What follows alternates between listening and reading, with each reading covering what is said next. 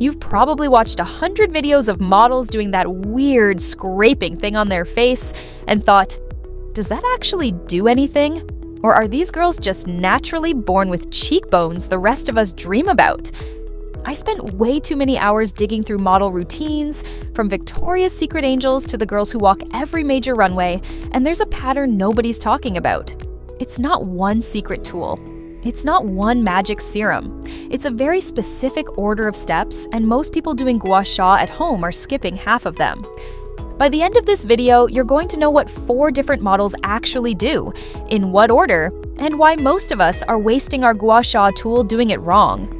So here's the thing about face sculpting. It's not surgery, it's not fillers, it's actually mostly about 2 things. Getting rid of puffiness and training the muscles and skin underneath to sit a little tighter. That's it. Puffiness hides your bone structure, loose skin hides your bone structure. Fix both, and suddenly you look more sculpted without touching anything permanent. The problem is, most of us do this completely backwards. We buy a gua sha stone, we watch one 15-second TikTok, and we just start scraping our face randomly hoping something happens. No prep, no direction, no consistency, and then a month later we give up because it didn't work. Models don't do it like that. And once I broke down what 4 of them actually do, step by step, it made a lot more sense why their skin looks the way it does on camera. Let's start with the model who probably has the most detailed routine out of anyone I found, Romy Stride. She's done full videos showing her actual morning routine, not just a quick clip, the whole thing. First thing she does before touching any tool is apply a serum or facial oil. This part matters more than people think, because dragging a metal or stone tool across dry skin can actually irritate it instead of helping it. The oil lets the tool glide instead of tug. Then she starts with gua sha, and here's the part most people get wrong. She doesn't just scrape randomly. Each area gets a specific direction and a specific number of strokes, roughly 10 per zone. Cheeks get pulled upward, forehead gets worked with 2 fingers pressing up. The area around the eyebrow gets lifted, and the neck, this is key, gets worked downward, because that's the direction that helps drain fluid, not lift. That distinction right there is huge. A lot of people do everything upward thinking up equals lifted, but if you're dealing with puffiness and fluid buildup, going downward on the neck actually helps your lymphatic system drain that fluid out. After gua sha, she moves to a microcurrent device, a small electrical tool that gently stimulates the muscles under your skin. She only uses it on her jawline because it's a stronger tool and the skin around your eyes is more delicate. Then she finishes with a cold tool, sometimes stored in the freezer, and facial cupping, which uses suction to pull stagnant fluid toward the surface. Now compare that to Miranda Kerr, who has one of the most well-known skincare brands in the beauty world. Her approach is way less intense, but she's very consistent with it. She uses a rose quartz gua sha tool and focuses heavily on pressure points in the neck to release tension, and she's literally called this her face workout before major events like the Met Gala. Less tools than Romay, but she treats it like a non-negotiable ritual, not a once-in-a-while thing. Then there's Bella Hadid, who's talked more openly about the actual problem this is solving rather than the routine itself. She's shown herself on camera dealing with real morning puffiness, especially around the eyes, and pointed to gua sha and lymphatic drainage tools as her go-to fix. It's less of a polished tutorial and more of a, this is what I actually deal with moment, which honestly makes it more relatable than the picture-perfect routines.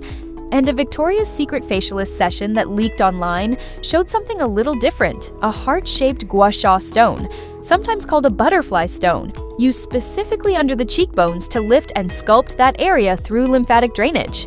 This one wasn't self-done, it was part of a professional facial, which tells you something too. Some of this works even better with a trained hand doing the pressure and angles for you. Here's the pattern across all 4 of these.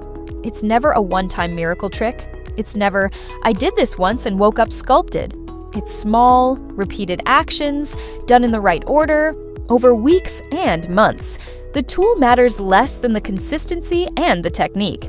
And this is where most people mess up their own routine. They expect a 5-minute gua sha session to erase years of puffiness or give them cheekbones overnight. That's not how any of this works, and honestly, if someone tells you it does, that's your sign they're selling you something. So, What actually makes a difference based on everything these 4 are doing? 1. Prep your skin first. Oil or serum before any tool touches your face.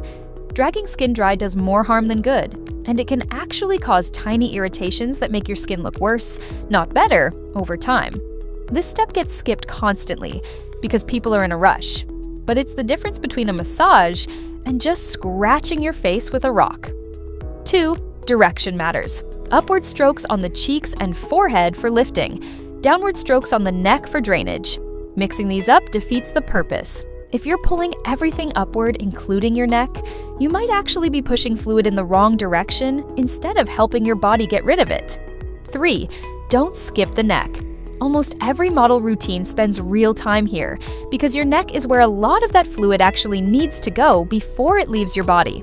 This is probably the most skipped step in every at-home routine because people think of gua sha as a face thing and forget the neck is doing most of the actual work. 4. Cold finishes work fast, but temporarily. Great for an event or a photo, not a long-term fix on its own. If you're prepping for something specific, a big date, an event, a shoot, this is the step that gives you that instant tighter look. But don't confuse a quick fix with an actual long-term change in your skin. 5. And this is the big one. None of this replaces consistency. 10 to 15 minutes a few times a week, for months, is what actually changes how your face looks over time. Not one viral video technique done once. Every single model in this video treats it like brushing their teeth, not like a special occasion thing. Here's the real climax of everything I found.